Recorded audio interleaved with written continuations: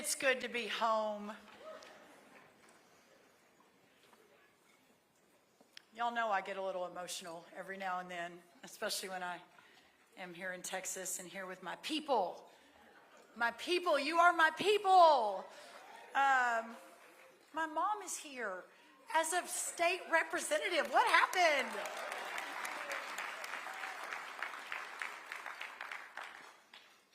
I'll tell you what happened. We had a governor who refused to say no and went all in on doing what was right. Governor Abbott, thank you. Thank you.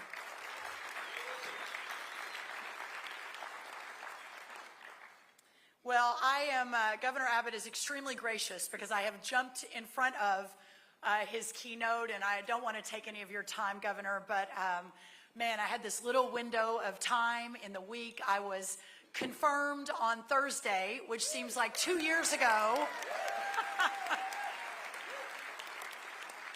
Y'all, it was the coolest thing. I had my whole family there. It was very last minute. We ended up in the gallery of the Senate. Most cabinet appointees don't ask to go sit and watch their vote. But, you know, I said, what the heck? We've got all these great Texans, my whole family coming very last minute because it happened very last minute. The vote was set. And we got to sit up in the cabinet, and it wasn't lost on me the history that the presidents and the senators and the elected officials who have walked those halls, who have confirmed past cabinet secretaries, who have fought for America, that it was remarkable. And to be able to do that with my family. I was then sworn in a couple hours later by the great Clarence Thomas at the U.S. Supreme Court.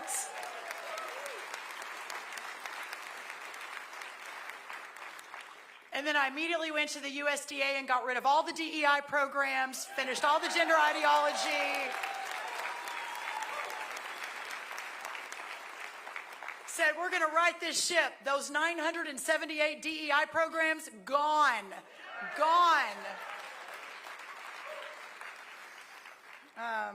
What a joy to be here. But really, this is where it all started. I was walking in, and Greg said, I don't know that many of you have been here for all 23 policy summits. And I said, you know, I think Greg Abbott and I have been here for all 23 policy summits. The Liningers, the others. Well, again, what a joy to be here. And I wanted to make every effort. So we were sworn in on Thursday. I went and got rid of lots of bad stuff Thursday night.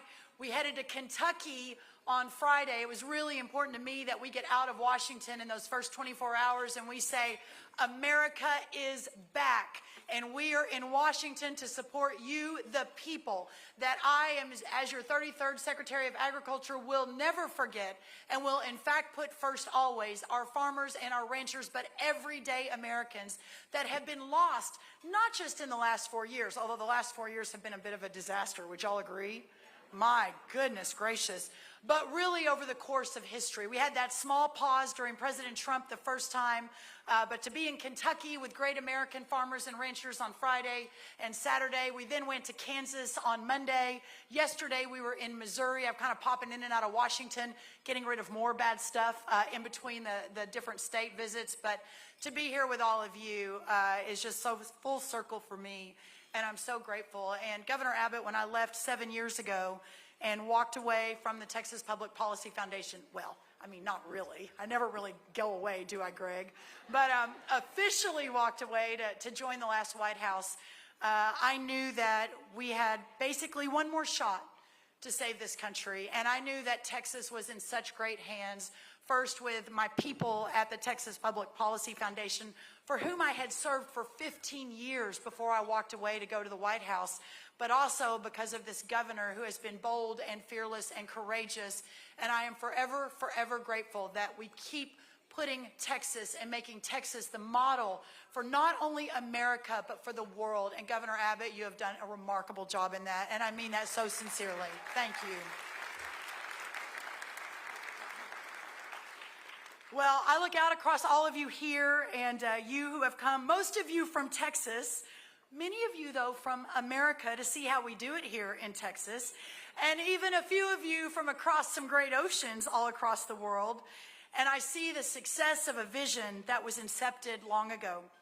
But I see something even more important than that, because what's happening here now is ultimately not about the Texas Public Policy Foundation and not even about our great governor and our great lieutenant governor and others, our elected officials. But to paraphrase Churchill, we, TBPF, Governor Abbott, all of us together are giving the roar. But as Churchill said, it is the lion's spirit, the lion's heart, the spirit of freedom that is in the people. And that's you. That's every one of you here. That's each of you who burns for freedom, who loves our history and our heritage, who knows it must be defended at all costs, and who, most importantly, does something about it. I don't mean attending conferences, lots of conferences and conferences, but I mean doing it for the right reason, as a pathway to fellowship that then inexorably leads to action. You understand it, and it's why you're here. I know that because otherwise y'all have a lot of other good things to be doing. If you have worked in the trenches for years upon years, like some of us in this room, or if you are a newcomer to the cause of liberty, which I know a lot of you are today, especially our younger crew, you are equally welcome, and you are equally my brother and my sister in the cause of reclaiming our country. I bring you a message today directly from our new president, Donald J. Trump, who has seen your labors and seen your hope and knows you expect both in this new day in America to be vindicated in full. I will tell you this, help is here. You have won, and America is back.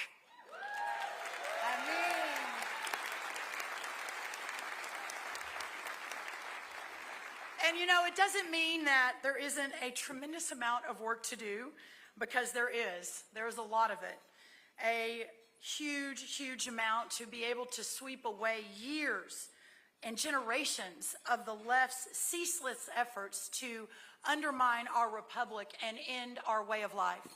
The bad news is that they achieved much, and the task before us is immense.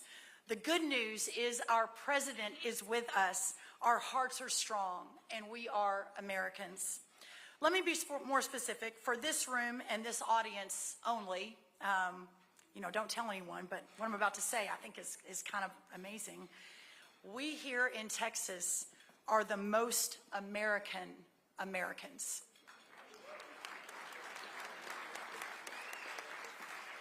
Because we are Texans, and we never let a little thing like overwhelming odds or an improbable cause get in our way.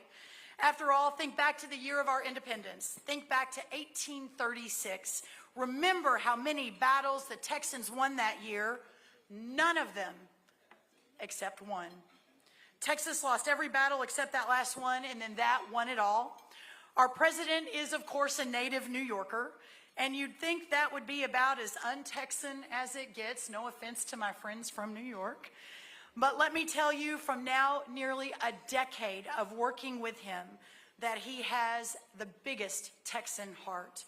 This is a man who knows what it's like to be counted out, to face impossible odds, including 1,000 years in prison, to have every obstacle thrown in his way and prevail. And not just politically prevail, the sort of man who takes a bullet and immediately stands and yells, "Fight, fight, fight." It's incredible, incredible. President Trump possesses a physical but also a moral courage that our founders would have recognized as the prerequisites for leadership. He brings all that to his governance now, and when he leaves office in January 2029, he will have left it all on the field. And I sincerely believe he will be counted among America's greatest presidents. Who agrees with me on that? Yeah. I think we need to look no further at that than the pace of action and activity he has already demanded, and for which he has set the example. Today, February 19th, is exactly 30 days since President Trump took office. Can you believe it? It feels like about 10 years ago. 30 days. But here's the amazing part, that if this 30 days were all that there was of the second Trump presidency, it would be by itself the most consequential presidency in generations. And I believe that. For the rest of our lives, President Trump's example of energy and alacrity in office will be the standard by which all future presidents will be judged. Interestingly, Alexander Hamilton in Federalist, I believe, number 70, wrote, and this is not common, but finding this was pretty remarkable. Alexander Hamilton wrote, Federalist number 70, that energy in the executive is a leading character in the definition of good government. And my friends, energy in the executive is precisely what Donald Trump has and exhibits. This, I think, is key to understanding him and his place in American history. He is not a departure from the American tradition. His critics who charge him with that understand neither our country nor our purpose. He is a fulfillment of that tradition and a restoration of it.